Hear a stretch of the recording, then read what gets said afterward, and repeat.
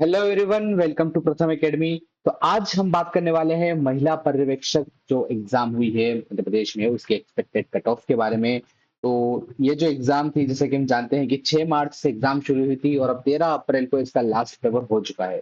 तो एग्जाम ये कंप्लीट हो चुकी है। अब सबके मन में ये सवाल है कि इसका कट ऑफ कितना जा सकता है, क्या एक्सपेक्टेड कट ऑफ हो सकता है। नॉर्मलाइजेशन अभी इसमें होना बाकी है, तो उसमें नंबर कितने बढ़ सकते हैं, कितने कम हो सकते हैं और रिजल्ट इसका कब आ सकता है। तो सारी चीजों के बारे में हम इसमें जानते हैं। मेरा नाम है मयंक माहेश्वरी। तो शुरू करते हैं सबसे पहले कि एक्सपेक्टेड कट ऑफ कितना रह सकता है।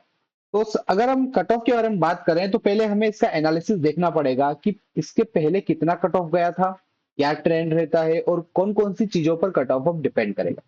तो पहले हम ये बात करते हैं कि दो जो लास्ट टाइम एग्जाम हुई थी उसमें कितना कट ऑफ गया था, ताकि हमें एक आइडिया मिल जाएगा वहां से। जैसे कि लास्ट टाइम 2017 में ये एग्जाम हुई थी। 2017 में जब एग्जाम हुई थी तो यहाँ पर एक चीज ध्यान रखना बहुत जरूरी है। वो ये कि उस समय नंबर ऑफ वैकेंसीज अलग थी। जैसे उस समय नंबर ऑफ वैकेंसीज लगभग 700 के आसपास वैकेंसीज थी। ठीक है। अब 700 के आसपास वैकेंसी थी, उसमें महिला जो सीधी भर्ती के लिए और महिला सुपर जो आंगनवाड़ी कार्यकर्ता हैं उनके लिए भी यहाँ पे रिजर्व थी वैकेंसीज।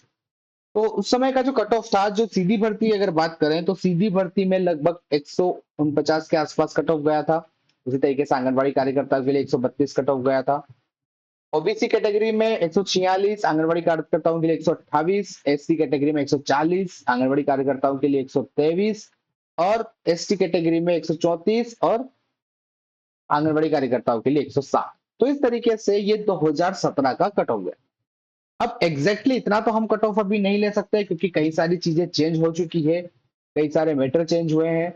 तो सबसे पहले उन चीजों के बारे में बात करते हैं कि किन चीजों पे कट ऑफ डिपेंड रहने वाला है। तो सबसे पहले जो कट ऑफ को कोई भी चीज अफेक्ट करती है वो है कि वैकेंसीज कितनी थी, number of vacancies. Number of vacancies की अगर हम बात करें तो जैसे कि इस बार लगभग 600 के प्लस वैकेंसी थी। प्लस 600 के प्लस वैकेंसी में तो अब ये देखना होगा कि सीधी भर्ती के लिए और आंगनबाड़ी कार्यकर्ताओं के लिए, दोनों के लिए यहाँ पर वैकेंसीज अलग अलग डिवाइड की गई। ठीक है। तो नंबर ऑफ वैकेंसीज यहाँ पर कम हुई है 2017 के कंपेयर में। पहले 700 के आसपास वैकेंसीज थी, अभी 600 प्लस कुछ वैकेंसीज। उसके बाद देखें तो कंपटीशन। अब नंबर कंपटीशन कितना बढ़ गया है 2017 के बाद। अब ये एग्जाम हुई है तो लगभग यहाँ पर पांच लगभग यहाँ पे 8 साल हो चुके हैं और 8 साल में कंपटीशन काफी बढ़ चुका है। 7 to 8 years में कंपटीशन जो है वो काफी बढ़ चुका है। ये चीज हमें यहाँ पर मानना होगी, क्योंकि 7 to 8 years हो चुके हैं इस एग्जाम को, तो कंपटीशन काफी बढ़ चुका है। थर्ड चीज, इस बार कुछ सीटें जो है वो मेल के लिए भी रिजर्व थी, पुरुष पर्यवेक्षक के लिए भी रिजर्व थी। ठीक है। तो नंबर ऑफ वैकेंसीज इस बार कम है, कट कंपटीशन बढ़ चुका है और जो पुरुष पर्यवेक्षक के लिए भी सीट यहाँ पर रिजर्व। तो इस तरीके से हम देखें कि काफी सारे फैक्टर्स यहाँ पर अफेक्ट कर रहे हैं नंबर ऑफ जो कट ऑफ है उसको। अब कट ऑफ कितना रह सकता है, एक रफ एस्टीमेट हम यहाँ पे लगा सकते हैं। अभी जब आपके मार्क्स आ रहे होंगे ऑनलाइन एग्जाम में, तो अभी वो फाइनल मार्क्स नहीं है, क्योंकि उसमें नॉर्मलाइजेशन होगा। नॉर्मलाइजेशन में आपके मार्क्स बढ़ सकते हैं, कई बार कम भी हो जाते हैं, लेकिन उसमें वो वेरिएशन जरूर रहेगा। नॉर्मलाइजेशन में मोस्टली कभी कभी 3 से 4 नंबर का डिफरेंस भी आ जाता है, उससे ज्यादा का भी अगर रेयर चांस में उससे ज्यादा का भी डिफरेंस आ सकता है। तो इन्हीं सब जो पॉइंट्स है इनको अगर हम ध्यान रखें तो जो कट ऑफ है वो कितना रह सकता है। अलग अलग कैटेगरी में हम यहाँ पर बात करने वाले हैं। एसटी और एससी, अलग अलग कैटेगरीज में हम यहाँ पर बात करने वाले हैं। सबसे पहले बात करते हैं यूआर कैटेगरी की, जनरल कैटेगरी। तो जनरल कैटेगरी में जैसे कि पिछली बार 2017 में लगभग 150 के आसपास कट ऑफ गया था। अब इस बार क्योंकि थोड़ी सी पोस्ट कम है और कंपटीशन भी बढ़ गया है, तो मेरे ओपिनियन में इस बार कट ऑफ रहने वाला है 160 से लेके 165 के बीच में। ठीक है। 160 से लेके 165 के बीच में कट ऑफ रहने वाला है जनरल कैटेगरी के लिए। इससे ज्यादा कट ऑफ नहीं जाएगा। उसके बाद बात करें ओबीसी कैटेगरी के लिए, तो ओबीसी कैटेगरी के लिए लगभग, ये हम बात कर रहे हैं सीधी भर्ती का। अभी अभी हम सीधी भर्ती के लिए बात कर रहे हैं। ओबीसी कैटेगरी के लिए लगभग जो कट ऑफ है वो रहने वाला है 155 से लेके 160 के बीच में। 155 से लेके 160 के बीच में कट ऑफ रहने वाला है ओबीसी कैटेगरी के लिए। के बाद बात करें ईडब्ल्यूएस के लिए, तो ईडब्ल्यूएस के लिए और ओबीसी के लिए लगभग सेम ही रहेगा, 155 से 160 के बीच में यहाँ पर हम देख सकते हैं। देन फिर एसटी कैटेगरी के लिए बात करें, और एससी कैटेगरी के लिए तो ईडब्ल्यूएस के लिए सेम रहने वाला है 155 से लेके 160 के बीच में। एसटी कैटेगरी की अगर बात करें तो एसटी कैटेगरी के लिए लगभग रहेगा कट ऑफ 145 से लेके 150 के बीच में।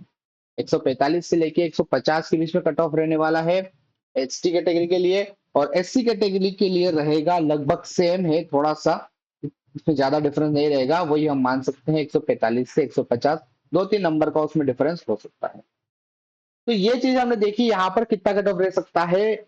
जनरल के लिए 160 से 165, ओबीसी के लिए 155 से 160 ओबीसी कैटेगरी के लिए।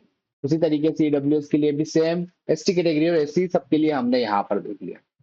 ये था सीधी भर्ती के लिए। अगर हम बात करें अब आंगनवाड़ी कार्यकर्ताओं के लिए, तो आंगनवाड़ी कार्यकर्ताओं में क्योंकि सीट रिजर्व थी, तो उसका वो जो कट ऑफ है वो जनरल सीधी भर्ती से कम रहेगा। तो लगभग यहाँ पर 10 नंबर का डिफरेंस देखने को मिलेगा आपको दोनों के बीच में। मतलब अगर ये 160 से 165 के बीच में है, तो ये लगभग आपको 150 से 155 के बीच में देखने को मिलेगा आंगनवाड़ी कार्यकर्ताओं के लिए जनरल कैटेगरी में। उसी तरीके से ओबीसी कैटेगरी में लगभग 145 से 150 के बीच में, ईडब्ल्यूएस के लिए भी 145 से 150 के बीच में। एसटी कैटेगरी की बात करें तो एसटी कैटेगरी में लगभग रहेगा 135 से 140 के बीच में, और एससी में भी सेम 135 से 140 के बीच में। तो हो सकता है कि ये यहाँ का जो कट ऑफ है थोड़ा सा और नीचे चला जाएगा आंगनवाड़ी कार्यकर्ताओं के लिए, ये और नीचे जा सकता है। तो ये एक एक्सपेक्टेड कट ऑफ था, जो कि कुछ पैरामीटर्स के बेसिस पे हमने यहाँ पे एनालिसिस करने की कोशिश करी थी। कई सारे उसमें वेरिएशंस हो सकते हैं, तो इसमें चेंज भी हो सकता है, बट एक जो मेरा अजम्पशन है कि वो इतना ही कट ऑफ रहेगा 2025 की एग्जाम के लिए। अब आपके कितने नंबर आ रहे हैं तो आप कमेंट बॉक्स में जरूर बताइए, जिससे हम एक बेटर एनालिसिस और अच्छे से कर सकते हैं। Okay, thank you.